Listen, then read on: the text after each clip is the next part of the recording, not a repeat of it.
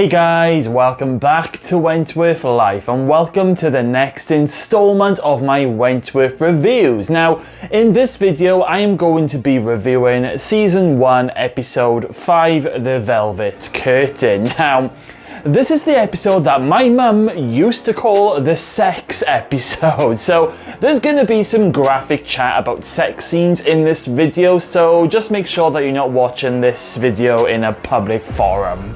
Okay, so we are at the halfway mark now of Season 1, and this episode heavily features Erica Davidson's backstory. So let's talk Erica. I mean, when I first watched Season 1, I always felt that there was this whole other side to Erica, and we finally get to delve into that. So Erica seems to have this great governor slash prisoner relationship with Frankie, but Frankie has made no secret about having the hots for Erica, since the season began. But does Erica actually feel the same way about Frankie? Well, I think Erica definitely wants to taste that forbidden fruit. It's just a matter of when. I mean, when the episode begins, Erica is having saucy dreams about Frankie. When we get to the Erica flashback scenes, we learn that Erica is engaged to a guy called Mark, and they seem to be happy enough. I mean, they seem like a genuinely nice, happy young couple.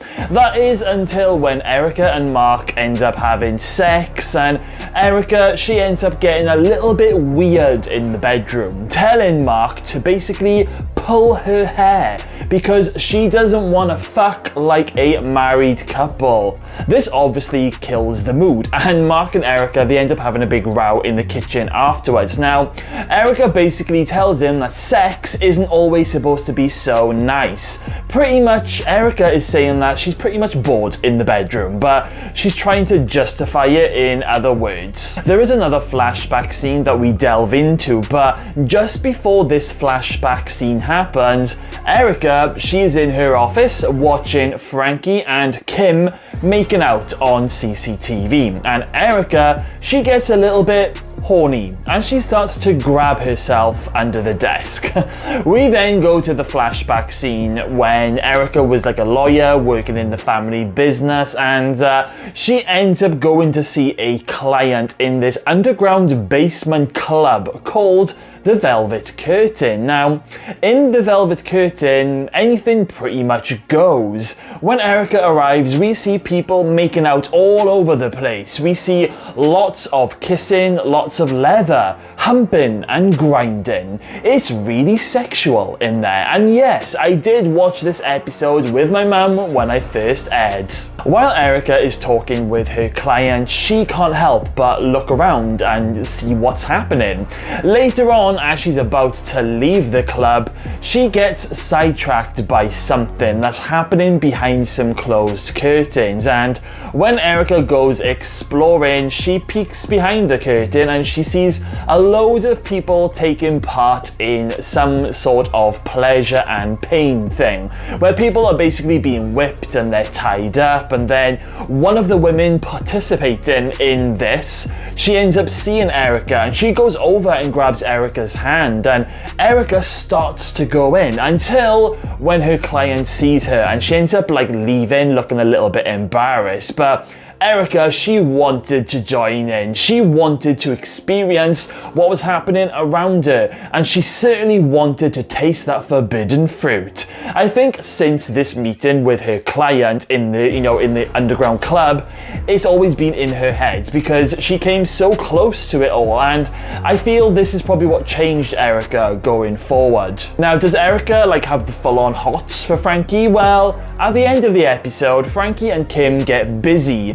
and then Erica and Mark get busy, and while they're making out, and while Erica's having sex, and while Frankie's having sex, they're both thinking of each other. So I think it's safe to say Erica wants Frankie just as much as Frankie wants Erica. Erica is just too scared right now to cross that line, and I feel like she's using the I'm the governor card to stop herself from indulging, at least for now. poor Liz was not having a great time in this episode, and she's pretty much fallen out with all of the H1 girls after what happened at the PR event last week. Now, Doreen is really pissed off with Liz for getting drunk and ruining everything, and unfortunately, Liz continues to drink in this episode, and this is the first time where we really get to see just how unpleasant Liz is when she drinks. I mean, she winds everyone up throughout the episode, she's talking over everyone, and during an argument between Doreen and Liz, Liz turns into a racist, which is a complete no-no.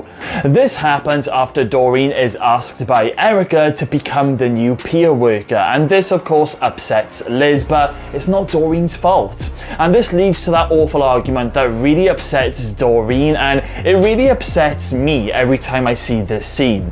Now, Doreen does do something quite silly herself because she ends up spiking Liz's booze bottle with bleach. Yes, bleach. Liz, of course, ends up collapsing in the yard, which of course panics Doreen because she doesn't want to kill Liz. She just wanted to stop Liz from drinking, hoping that the bleach in the drink would have done that in some shape or form. But for Doreen, she ends up telling Frankie what she's done, and Frankie pretty much tells Doreen to keep her mouth shut.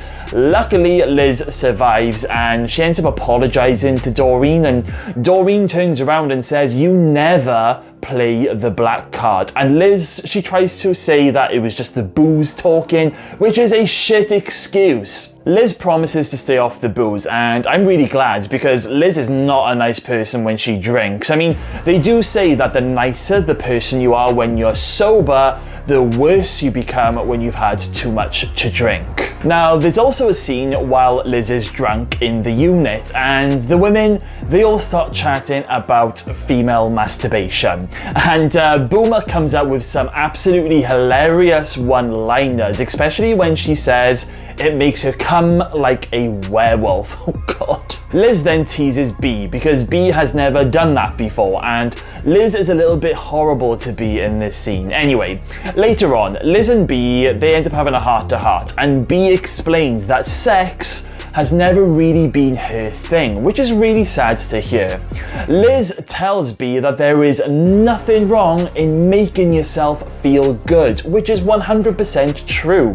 Now, B attempts to try this out towards the end of the episode, but she ends up breaking down crying, which is really horrible to watch. The thing that I got from all of this is that all those years of abuse, including sexual abuse from Harry, has really taken its toll on B. I absolutely despise Harry Smith. I forgot to say we were given another treat of Mr. Jackson because he was topless in this episode when he ended up hurting his shoulder. And you know, it's always nice to see Mr. Jackson without his top on. Even B has a cheeky glimpse and she gets all shy. Jax was pretty quiet in this episode. I mean, Frankie did try accusing Jax of poisoning Liz, but of course, as we all know, Doreen admitted the truth to Frankie in a later scene. Like I said, this episode is more focused on Erica and pretty much sex, which isn't a bad thing. I do think, however, that this episode does get a little bit of stick for being such a naughty episode, but I still enjoy it. I actually love the music that they play when Erica goes to the Velvet Curtain Club. I've even got that song on my playlist. It's absolutely amazing. So, all in all, it's a great episode. I mean, it's not an episode that you want to watch with your parents or your grandparents. My favorite part of this episode would have to be Erica's flashback scene, the part where she goes to the Velvet Curtain Club. And my least favorite moment is definitely that argument that Liz has with Doreen. Liz 100% stepped over the mark there, and it always shocks me whenever I see that moment. But now I want to hear from you guys. So, what were your first thoughts on this episode when you first saw it? I mean, I bet you weren't expecting so much sauce in one episode, eh? Let me know what of your thoughts in the comments box below. Okay then guys, well that's the end of today's Wentworth review. Be sure to join me next time for the next episode review because things are really starting to heat up now and you will not want to miss a single moment. Right then, well thank you all for watching today's video. Make sure you smash that subscribe button, stay safe out there, and I'll see you all again very, very soon.